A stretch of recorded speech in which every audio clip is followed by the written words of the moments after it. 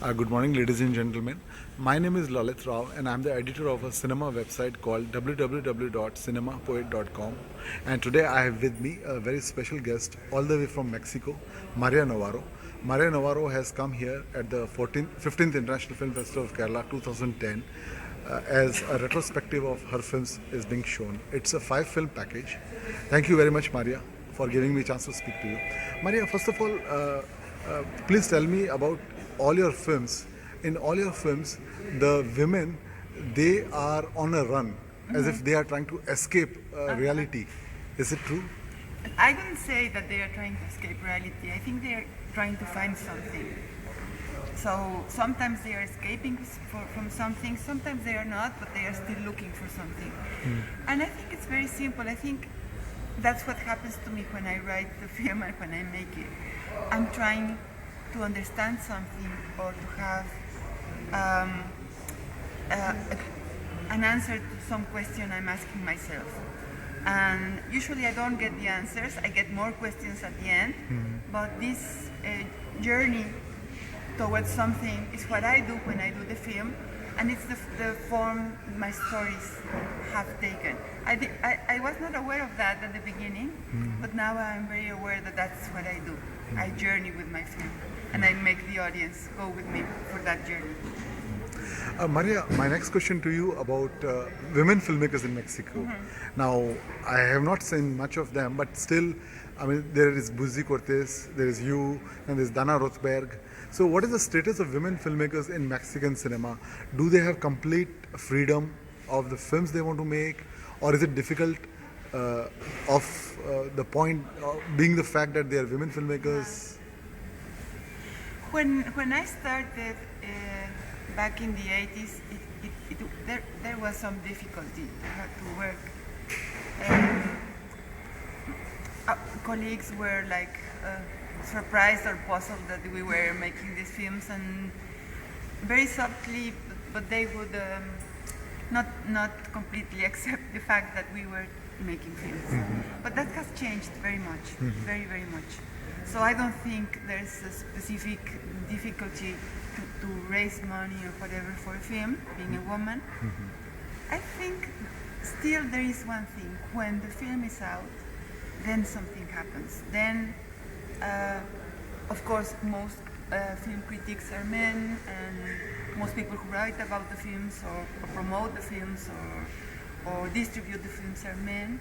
And sometimes they don't know what to do with our films. They don't realize that, for me it's very simple, we have a point of view that reflects half of the population. We're not a minority in that sense, but they treat us as if it's a minority film. Like, oh, we have to place this film very carefully because it's a woman's film. And I think we have to work on that because we are not a minority, we're part of the world, and we should be always on equal terms. And I think it's interesting for everybody that we give it a different voice, because our world has different voices, and a woman has a different voice. So the problem is there when the film is done, for me now in Mexico. Maria, next question which I would like to ask you is related to the mention cinema, película de calidad. What does it mean? I mean, say, why your films are said as cinema of quality, or other films? Yes. Or is there any other kind of cinema in Mexico? Yes, there is like the Bollywood equivalent, like films made for very wide consumption, very, very, very commercial movies. They are not as strong anymore because These films are not shown in festivals. no.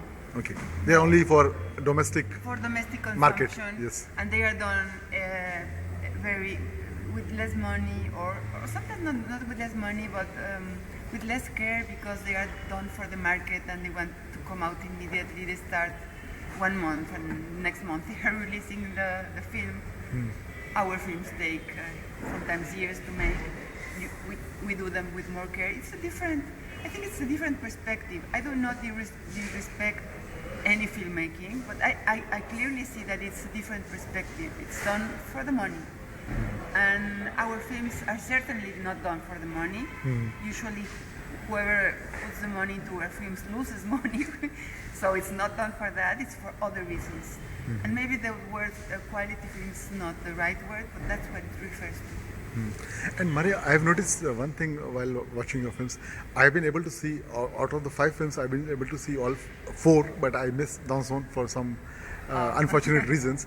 But I believe there's a lot of focus on family. Of course, women are the characters, but wherever you see, there's a family. In Sin Dekar Huela, there's a family of this girl, this boy and a small boy, and or even Lola.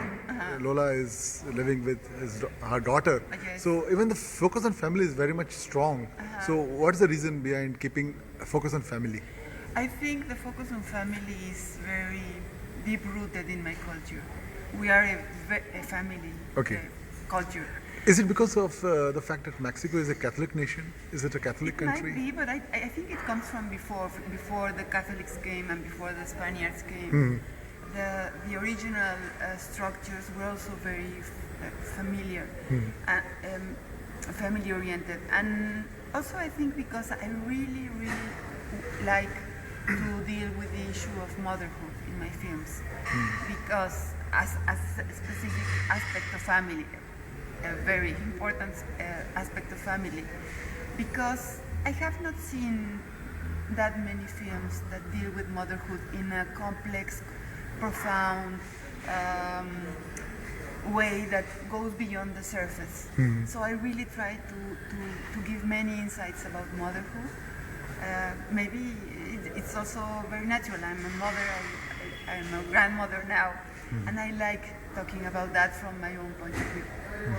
And do you think that the depiction of Mexico or Mexican realities in your film is what you exactly meant to see, or sometimes you have to show them as how the world wants to see them? No, I think I try to be very sincere about that.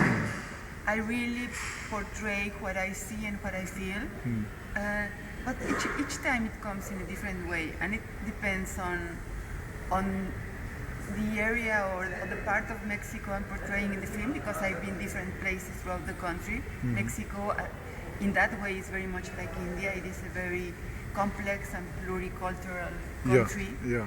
So you go to one place or to the other, and it's completely different in many, many ways. Absolutely. This we saw in Sin Dekar Huela, where you showed us entire Mexico from Yucatan and Cancun and That had nothing to do with the north, which is so close to the U.S. Yeah. So I am very sincere about the way I look at things, and I think sometimes I'm very optimistic, and it shows in my film. And in some other periods of my life, I have not been optimistic, and it shows in my films.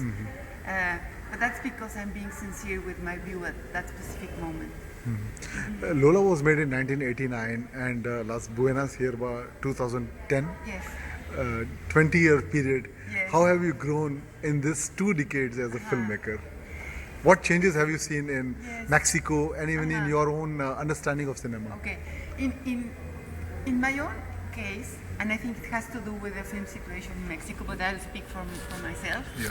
It's not like I've been doing films going up a ladder or anything, not at all. Yeah. I think I started making Lola and Danzón are 2 films that are very close to my heart, and I had control of them, I love them, I still like them, I can recognize what I wanted to say in them. But then after that I made bigger films, co-productions, and I lost my way of storytelling. So I think that with the Good Herbs, I came back to myself.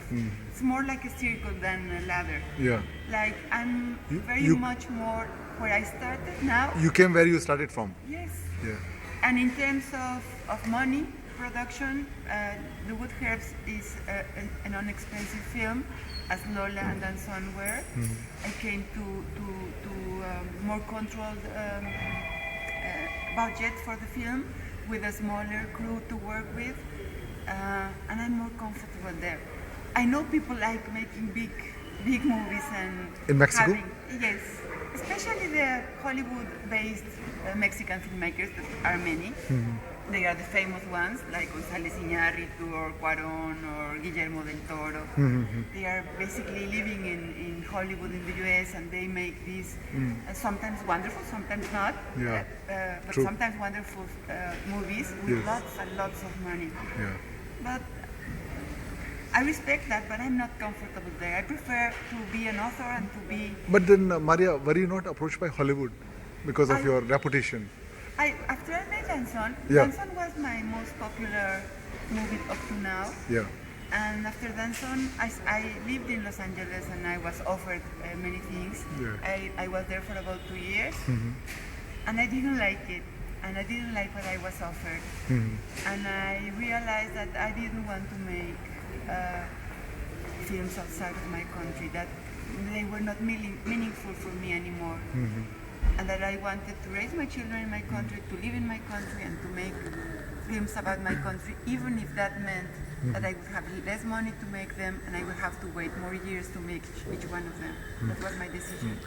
Another thing which I have noticed, Maria, while watching your films, I'll give you two examples. For example, Sin Dekha Ruela and El Jardín del Eden. In both these films, these characters, they want to go to USA, okay? But still they want to retain their Mexican identity. And this is very remarkable, that question of Mexican identity. Yes. Your views on Mexican identity. Because I see that I'm very Yeah. sincere about Yeah. Mexican identity Yeah. is very strong. Yeah. And what happened to me living in Los Angeles happens to millions of Yes, Mexicans, yes. millions. Yeah. They live in the US, the work is there, they can't get a job, they send the money to their families, Yeah. but they are unhappy. Yeah, in their heart, there's In always their a heart, feeling, they are yeah, unhappy. that, yeah. Because it's a very different way of living, and in many ways, despite all the problems we have, our taste for life is absolutely different. I Yeah. identify much more with India Yes. than with the United States. Yeah. I walk the streets here, I look into people's faces, Yeah. and I can identify with that. Although I don't understand the word and I don't Yeah. know the country at all, Yeah. but there's something about living your life. I think the power of sentiments, Yes, yes, which is and common, your yes, feelings yes, and yes. being sincere and looking Yeah. people in the eyes and things like that. Yeah. That doesn't happen in the US. Yeah, yeah. And Maria, again, how do you find that your films have been accepted by, again, Indian audience? Because again, of course, we have cultural affinities, okay, that as you just mentioned. But again, there's a huge difference because Indian audience are mostly used to Bollywood kind of films, Yes. whereas your films don't have any of those elements. So, what do you think that what made them accept your films? I don't know, I was curious. I didn't go as much as I wanted because I was in the jury and had to see the competition films and that. Yeah. But I went as much as I could. And I was very curious. For example, things that were new to me were people clap when I understood that people clap when something human that they believe in Yeah. happens on the screen. And I love that, like the reaction of if that person is doing the right thing or is reacting with his or her heart, then they would clap. Yeah, That doesn't happen in Mexico, but I could identify with that. For the rest, I had no clue. I read the reviews, I heard some things, but I don't really know what happened with my films here. I was asked this thing about being a female filmmaker a lot, but I don't really know what it means for here in India for many people. I don't know if it means I think it's if just a. interesting or if it's something in a lower category. I really don't know. No. I think maybe the press people or whoever, they just wanted to convey that okay, you are just a filmmaker who's a woman. That's it. Yes. Because women filmmaker, of course, we have Yes, we have had many, a many tradition of wonderful. yes, Meera I Nair know. and Yes, I you know, know. Deepa Mehta and all.